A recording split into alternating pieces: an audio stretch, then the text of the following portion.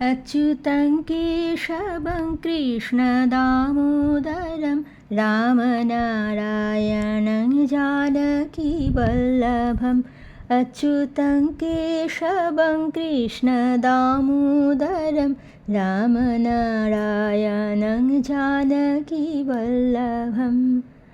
याद आएंगे उनको कभी ना कभी कृष्ण दर्शन तो देंगे कभी ना कभी याद आएंगे उनको कभी ना कभी कृष्ण दर्शन तो देंगे कभी ना कभी।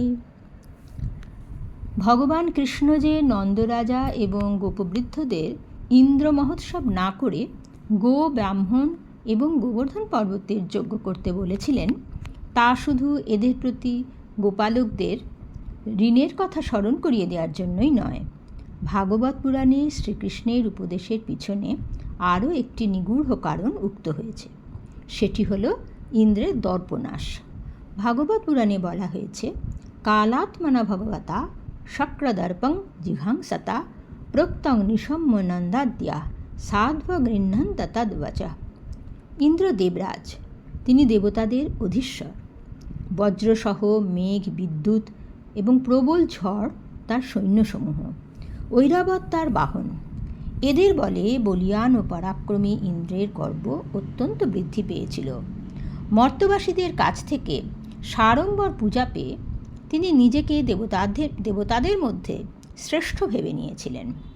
ভেবেছিলেন সর্বোত্তম তাঁর উপরে কেউ নেই।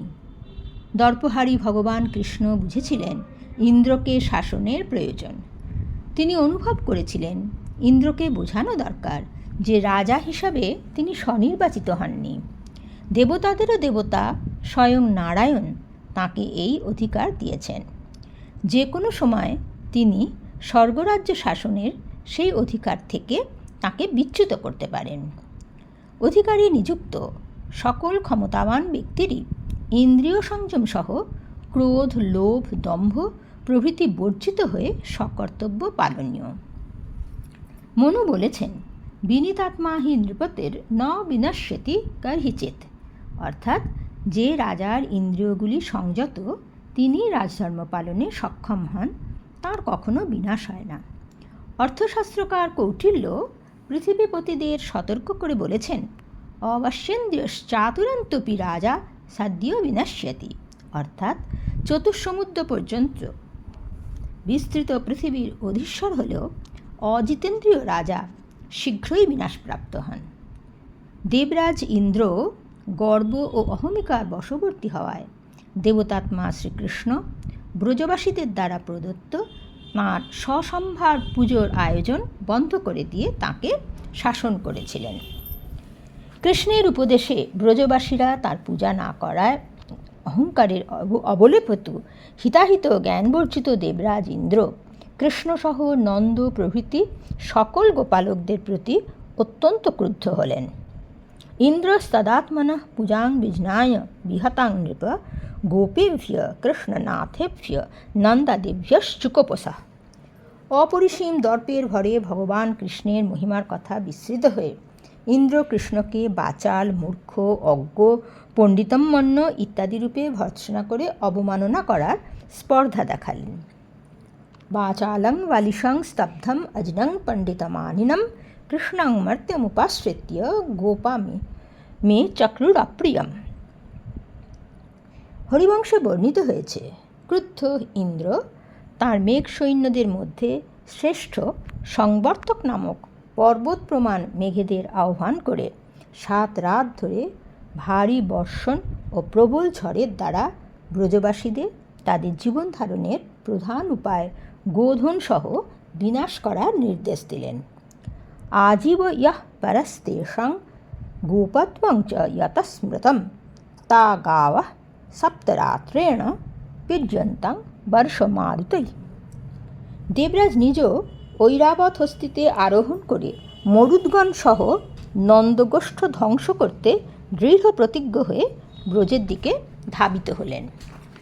ইন্দ্রের আদেশে পর্বততুল্য মেঘগুলিও পরস্পরের সুঁড়ে আবদ্ধ হয়ে চলমান হস্তিযুথের মতো সমগ্র আকাশ ছেয়ে ফেলে প্রচণ্ড বর্ষণ শুরু করল। ইন্দ্রধনুতে বিভূষিত বিদ্যুতের চমকে, বজ্রের নির্ঘোষে এবং তীব্র ঝড়সহ সেই বর্ষণধারায় প্লাবিত ব্রজভূমি সম্পূর্ণরূপে ঢাকা পড়ল। সূর্য ও চন্দ্রকে আবৃত করে আকাশে ছেয়ে যাওয়া ভয়ঙ্কর মেঘের প্রবল বর্ষণে গ্রহতারকাসহ চন্দ্র সূর্যরহিত আকাশ অন্ধকারে আচ্ছন্ন হল। পাখির ডাক বন্ধ হল।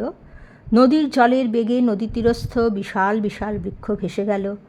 আতঙ্কে অস্থির হয়ে গোপালকগণ ভাবল, সমগ্র লোকের বুঝি অন্তকাল উপস্থিত হল। পৃথিবী হয়তো সমুদ্রে নিমজ্জিত হল। প্রাপ্তন্তকালো লোকানাং বক্তমেকার্ণবামহি ইতি গোপগণা বাক্যাং ব্যাহরন্তি ভয়ার্দিতা। গরুগুলিও প্রচণ্ড জলবর্ষণে তাড়িত ও পীড়িত হয়ে এবং চলচ্ছক্তিহীন হয়ে করুণভাবে হাম্বারাব করতে শুরু করল। প্রবল জলের বেগে বাছুরসহ ক্ষুধাকাতর গরুগুলি কাঁপতে কাঁপতে ভূমিতে পতিত হল। শুকদেব পরীক্ষিতকে বললেন, সেই ভীষণ দুর্দিনে বর্ষণ পীড়িত গোপ ও গোপীগণ নিজেদের মাথা ও শিশুদের বস্ত্রে আচ্ছাদিত করে কম্পিত কলেবরে ভগবানের পাদমূলে পতিত হলেন। কৃষ্ণ কৃষ্ণ মহাভাগ ত্বন্নাথং গোকুলং প্রভু ত্রাতুমর্হসি দেবান্না কুপিতাদ ভক্তবৎসল। হে কৃষ্ণ, সর্বশ্রেষ্ঠ তুমি আমাদের নাথ, তুমি গোকুলের প্রভু। হে ভক্তবৎসল, তুমিই দেবতার কূপ থেকে আমাদের রক্ষা করতে পারো। অন্তর্যামী শ্রীহরি বুঝলেন, অপমানাহত হয়ে বিদ্বিষ্ট ইন্দ্রই এই প্রলয়ঙ্কর বর্ষণ করছেন। প্রভুত্বের গর্বে মত্ত ইন্দ্রকে মিথ্যা অহংকার থেকে মুক্ত করার জন্য শ্রীকৃষ্ণ শরণাগত ব্রজবাসীদের রক্ষা করতে এগিয়ে এলেন। পরম দয়াল শ্রীকৃষ্ণ বললেন, শরণাগতকে রক্ষা করা আমার ব্রত। তিনি স্বয়ম্ভুব যোগ আশ্রয় করলেন। এই যোগের সাহায্যে অতি বৃহৎ বস্তুও অত্যন্ত ক্ষুদ্র বস্তুর মতোই হালকা করে ফেলা যায়। এই যোগের আশ্রয় নিয়েই অগস্ত্য সমুদ্র পানকালে 3 বারের আচমনে সমুদ্রকে সীমিত করেছিলেন। সকলের বিস্মিত দৃষ্টির সামনে খেলার ছলে যেমন করে একটি বালক হেলায় ব্যাঙের ছাতা তুলে ধরে, সেইভাবে শ্রীকৃষ্ণ বাঁ হাতে বিশাল গোবর্ধন পর্বতকে ভূবন্ধন থেকে তুলে ধরলেন। ইত্যুক্তৈকেন হস্তেন কৃত্বা গোবর্ধনাচলম দধার লীলয়া কৃষ্ণশ্ছত্রাকমিব বালক। নীল ঝর্ণার জলের সঙ্গে মিলিত নীল মেঘের সঙ্গে মিশে যাওয়া সেই পর্বতকে দেখে মনে হলো যেন একটি পেখম তোলা ময়ূর। মেঘৈ সশৈল সংস্থানৈর নীলৈর প্রস্রবণার্পিতৈঃ মিশ্রীকৃতে ইবাভাতি গিরিরুদ্দাম বর্ধবান। নিজের হাতের উপর গিরি গোবর্ধনকে ধারণ করে স্মিত হেসে শ্রীকৃষ্ণ সকল ব্রজবাসীকে আহ্বান করে গোধূন সহ সেই গিরিগহ্বরে প্রবেশ করতে বললেন। হে অম্ব তাত ব্রাজৌকস যথোপযোষং বিশত গিরিগর্তং সগোধনা। তখন গোপগণ দলে দলে গরুগুলি সহ 5 ক্রোশ পরিমাণ দীর্ঘ এবং 1 ক্রোশ পরিমাণ প্রস্থ বিশিষ্ট সেই পর্বত গর্ভে প্রবেশ করলেন। 1 সপ্তাহ ধরে মদমত্ত ইন্দ্র তুমুল বারিবর্ষণ করে চললেন এবং সেই 1 সপ্তাহ ব্রজবাসীদের বিস্মিত দৃষ্টির সম্মুখে শ্রীকৃষ্ণ সেই গিরিগোবর্ধনকে নিশ্চল হয়ে ধারণ করে থাকলেন। অবশেষে বজ্রধারী দেবরাজ ইন্দ্র শ্রীকৃষ্ণের দ্বারা দেবতাদেরও অকল্পনীয় সেই অলৌকিক পর্বতধারণ কর্ম দেখে সম্বিত ফিরে পেলেন। ভ্রষ্ট সংকল্প হয়ে পরাজিত ও লজ্জিত দেবরাজ শ্রীকৃষ্ণের যোগবল অনুভব করে নিরস্ত হলেন এবং মেঘ সৈন্যদের নিবারণ করলেন। ইন্দ্রের সকল প্রযত্ন নিষ্ফল হল। মেঘ নির্মুক্ত আকাশ নির্মল হল, নদীর প্লাবন প্রশমিত হল, দিনের আরম্ভে সূর্য দীপ্যমান হলেন, ব্রজবাসীরা ত্রাসমুক্ত হলেন এবং স্বস্তি লাভ করে গোধন, স্ত্রী, বালক, স্থবির এবং সকটপূর্ণ উপকরণ সহ ধীরে ধীরে পর্বতের গহ্বর থেকে বেরিয়ে এলেন। সকলের বিস্মিত দৃষ্টির সম্মুখে ভগবান শ্রীকৃষ্ণ গিরিগোবর্ধনকে পূর্বের মতোই স্বস্থানে স্থাপিত করলেন। ভগবানপি তং শৈলং স্বস্থানে পূর্ববৎ প্রভু পশ্যতাং সর্বভূতানাং স্থাপয়ামাস লীলয়া। কৃষ্ণপ্রেমে আপ্লুত বৃন্দাবনবাসীরা কৃষ্ণকে আলিঙ্গন করে ধন্য হলেন। গোপিনীরা আনন্দাশ্রু মোচন করতে করতে কৃষ্ণকে দধি দিলেন ও আশীর্বাদ করলেন। মা যশোদা, রোহিণী, নন্দ মহারাজ এবং মহাবলবান বলরামও স্নেহার্দ্র চিত্তে শ্রীকৃষ্ণকে আলিঙ্গন করে কতই না আশীর্বাদ করলেন। স্বর্গের দেবতারা, সিদ্ধ, গন্ধর্ব এবং চারণেরা সন্তুষ্ট চিত্তে তাঁর স্তুতি করতে লাগলেন ও পুষ্পবর্ষণ করলেন। দেবতারা বাদ্যধ্বনি করতে লাগলেন এবং গন্ধর্বপতিরা সুমধুর গীত শুরু করলেন। পরমেশ্বর শ্রীকৃষ্ণ সখা ও পশু পরিবৃত হয়ে গৃহে ফিরলেন। অবশেষে লজ্জিত ও অনুতপ্ত ইন্দ্র কামধেনু সুরভিকে নিয়ে গোলক থেকে নেমে এলেন। তাঁর সূর্যের মতন দীপ্তিমান মুকুটশোভিত মস্তক শ্রীকৃষ্ণের পদাম্বুজ স্পর্শ করল। কৃতাঞ্জলি হয়ে পাকশাসন ইন্দ্র মুক্তকণ্ঠে শ্রীকৃষ্ণের স্তুতি করে বললেন, ত্বয়ানুগৃহীতস্মি ধ্বস্তস্তম্ভ বৃথোদ্যমঃ ঈশ্বরং গুরুমাত্মানং ত্বামহং শরণং গতঃ। আমার অহংকার চূর্ণ হয়েছে, আমার উদ্যম বৃথা হয়েছে, আমি আপনার দ্বারা অনুগৃহীত হয়েছি। আপনি ঈশ্বর, গুরু, আত্মা, আমি আপনার শরণ নিলাম। পরম কারুণিক শ্রীকৃষ্ণ সহাস্যে মেঘগম্ভীর বাক্যে দেবরাজ ইন্দ্রকে বললেন, আমি তোমাকে বিনাশ করার জন্য নয়, অনুগ্রহ করার জন্যই তোমার যজ্ঞভঙ্গ করেছিলাম। মদান্ধ ব্যক্তি আমার ঐশ্বর্য উপলব্ধি করতে পারে না।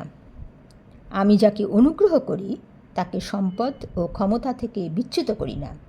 হে শক্র, আমার অনুশাসন মেনে অহংকার বর্জিত হয়ে আমি যে অধিকার তোমায় দিয়েছি সেই দায়িত্ব পালন করো।